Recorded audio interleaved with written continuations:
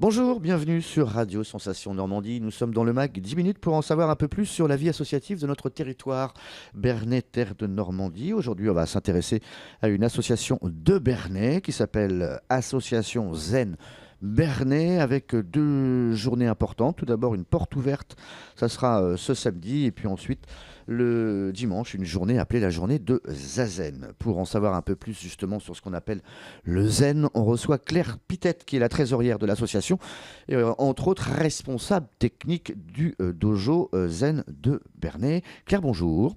Bonjour. Alors le Zen, tout d'abord, on va essayer de décrypter un peu tout cela. À quoi ça sert, comment ça marche et ça vient d'où, tout d'abord? Alors c'est une pratique bimillénaire. C'est une pratique qui vient d'une pensée bouddhiste, mais chaque pratiquant n'est pas forcément bouddhiste. D'accord.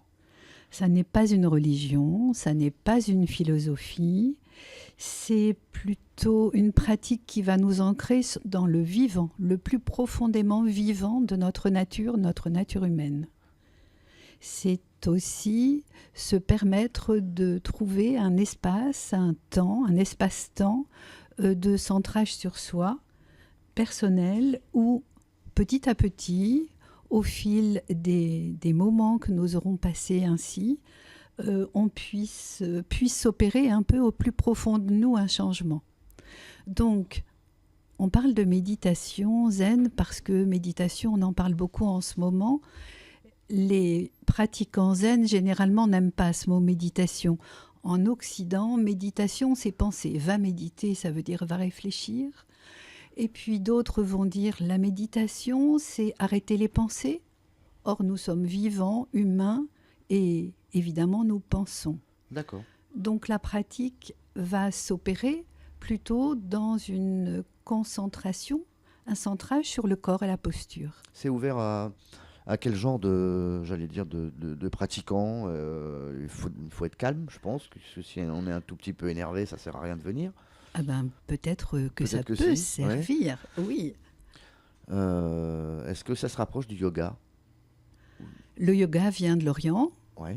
le bouddhisme aussi, le zen aussi, qui est une branche du bouddhisme, mais je dis bien qu'il n'est pas nécessaire de se sentir bouddhiste pour pratiquer.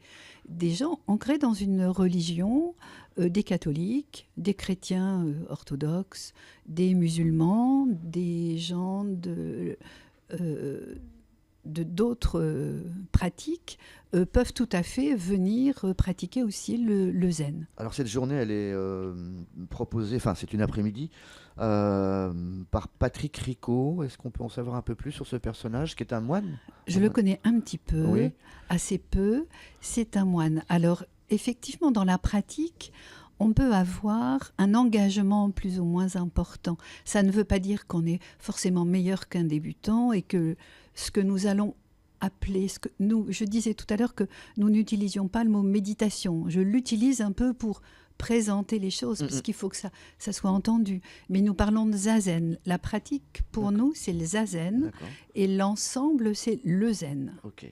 Donc l'après-midi, Patrick Ricot, pardon, oui. l'après-midi donc est proposé sous quelle forme? On accueille, comme c'est une porte ouverte, des nouveaux Oui, adhérents éventuellement, absolument. avec une petite pratique accessible à tous au Une début? pratique accessible, c'est accessible Ouais. à tous. On trouvera toujours la possibilité de positionner, de posturer, de permettre à une personne de pratiquer, quel que soit son état, que ce soit quelqu'un de très jeune, très souple, ou quelqu'un d'un petit peu plus avancé dans la vie. Alors au niveau des pratiques les plus accessibles, qu'est-ce qu'on risque de trouver et qu'est-ce qu'on sera amené à faire? Alors, cette pratique, c'est la plus simple au monde, c'est ce que nous disons, même si elle est un peu difficile. C'est la plus simple au monde puisqu'il suffit de s'asseoir sur un coussin. Et le pratiquant régulier s'assied face à un mur blanc parce que finalement, il s'assied face à lui-même. D'accord. Donc, la posture est une posture dynamique. Tous les enseignants savent bien que de la posture vient aussi l'état d'esprit. Enfin, l'un et l'autre sont couplés. Et donc, nous travaillons sur la posture.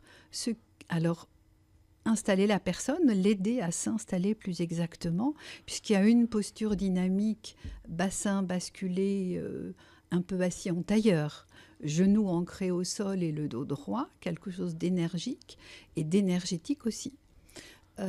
Et cette posture va être un peu contrôlée tout autant de notre temps d'assise, ce qui fait aussi que ça va centrer notre pensée, nos idées. D'accord.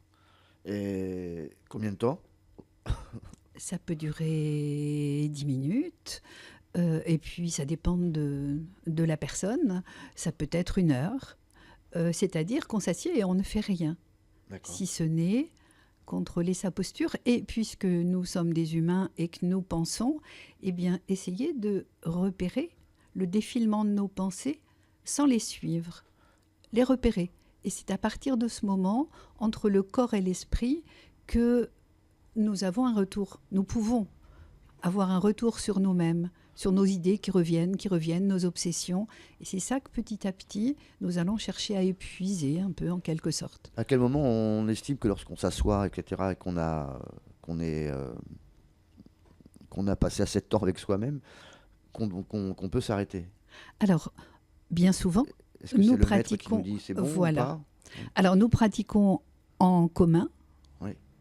assis dans ce dojo, chacun devant ce mur blanc, et c'est rythmé, effectivement. Donc, le maître, la personne qui dirige tout au moins, va bien repérer aussi les gens qui s'affaissent un peu, les gens qui sont en difficulté, rappeler éventuellement. C'est donc l'œil un peu externe qui repère que le corps s'affaisse et peut-être les pensées, D'accord. voilà, s'en vont aussi. Mhm. Enfin, s'en vont, je veux dire, dérapent un peu, Ouais. voilà. Et puis, alors c'est rythmé. Si une personne est en difficulté, la personne qui dirige peut très bien arrêter l'alsazen ou proposer une marche en concentration que nous appelons kinine et qui vient rythmer ces temps d'assise.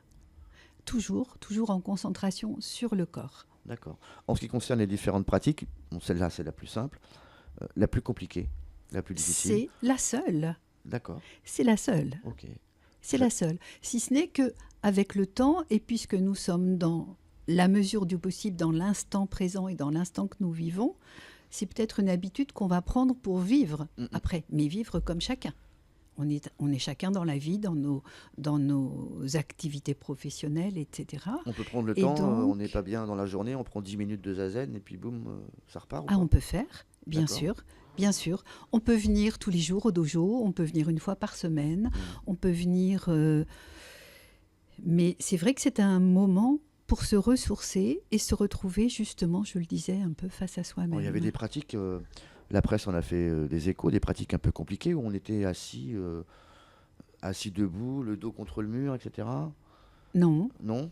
non, C'est pas des choses comme ça qu'on non, peut faire? c'est assis sur un coussin. D'accord. Ce coussin va, qu'on appelle un zafou, mais ça n'a guère d'importance. Ce coussin va être à la hauteur correspondant à la morphologie de la personne qui va s'asseoir.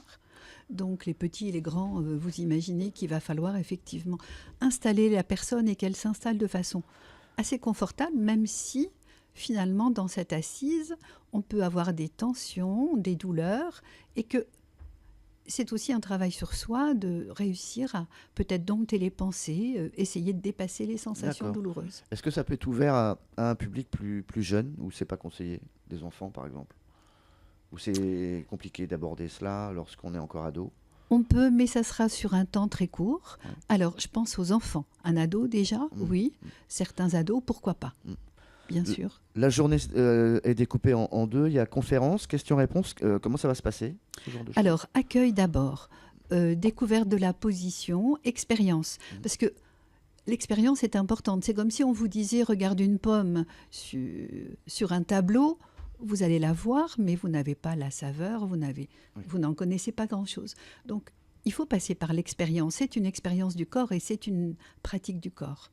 Donc, proposition, initiation à la position, un temps de zazen qui se fait donc dans le silence, chacun avec lui-même face à ce mur blanc.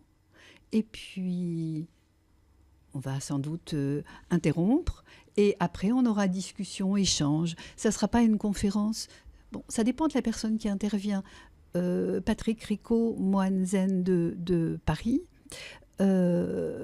souhaite surtout faire des échanges, répondre à des questions. Il n'a pas prévu et il ne veut pas prévoir une conférence intellectuelle, d'autant plus que cette pratique n'est pas une pratique intellectuelle. D'accord, on est arrivé au bout des 10 minutes claires. Donc on rappelle cet événement sur 2 jours. Tout d'abord le samedi, ce samedi 13 avec la méditation zen, c'est au Dojo Zen de Bernay qui est situé donc rue de Morsan. La journée de Zazen le dimanche, donc qui sera également dirigée par le même Patrick Ricot. Merci d'avoir accepté notre invitation. Moi je vous remercie. À très Aussi vite, on beaucoup de espère m'avoir vous accueilli. revoir très bientôt. Merci. Au revoir.